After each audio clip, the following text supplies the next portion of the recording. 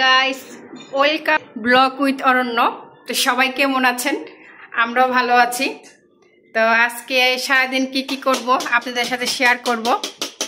তো এই যে দেখেন আমার বাবু কি করতেছে। ও তুমি কি করো? মিস্ত্রি কাজ করতেছে। ও দোলনা সারাইতেছে আর খাটে আর সব খেলনাগুলো নিয়ে ছড়ে বসছে। এই দোলনাটা ওর যখন 7 নাম্বার কেমোথেরাপি চলে তখন ওর বাবা ওকে এটা বানাই দিছে। ও তো বাইরে খেলাধুলা করতে পারে না, কারণ ডাক্তার টোটাল খেলাধুলা বারণ করে দিছে। তার জন্য যতটুকু পারি আমরা বাসায় বসে খেলাধুলা করি, ওর সাথে সময় কাটাই, ওকে মানে সুস্থ রাখা মানে হাসি খুশি রাখার চেষ্টা করি, যতটুকু যাতে ভালো থাকে। তো এই যে বাবু এই করে যে আপনি দোলনা দিয়ে খেলে, পরে যে আপনার সব খেলনা ওর বাবা প্রত্যেক মাসে একটা করে খেলনা কিনে দেয় যাতে ও খেলাধুলা করে সময় কাটায়। যে আমার শোনা বাবা। তো আজকে বাবা ওর একজন সবচেয়ে পছন্দের মানুষকে, আমার শাশুড়ি মা আসবো আমার বাসায়। তো আমার শাশুড়ি মা তারা দুজন নাতি আর ঠাম্মি বলতে পাগল, মানে একজনের আত্মা কলিজা যেটা বলতে পারেন সেটাই। তো উনি আজকে বাসায় আসবো আমাদের, আসছে। ওই দেখেন কলিজা আত্মাই কেমনে মিলে, ঠিক আছে। এটা ঠাম্মি আমার শাশুড়ি মা। আসেন ভিতরে, আসেন মা। घर में नया इंसान आया है।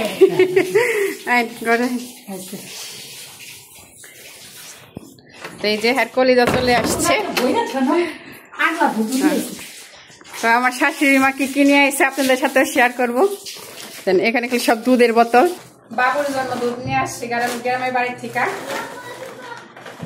কি ভালো, তার নাতির ভেজাল মুক্ত দুধ খাওয়াবো।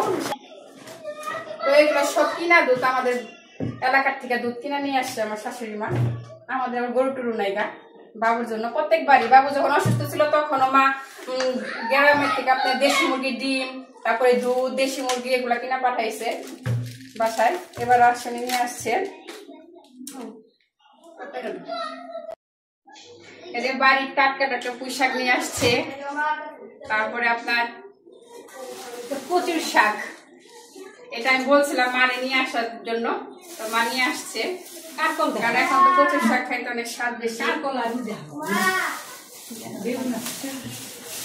আর কি নিয়ে আসছে দেখি, এই যে বাড়ির ভেন্ডি, ক্ষেতের ভেন্ডি। আর এই যে পেয়ারা, এই যে এগুলো দেশি পেয়ারা একবারে। তারপরে একটা ছিল কাকরোল,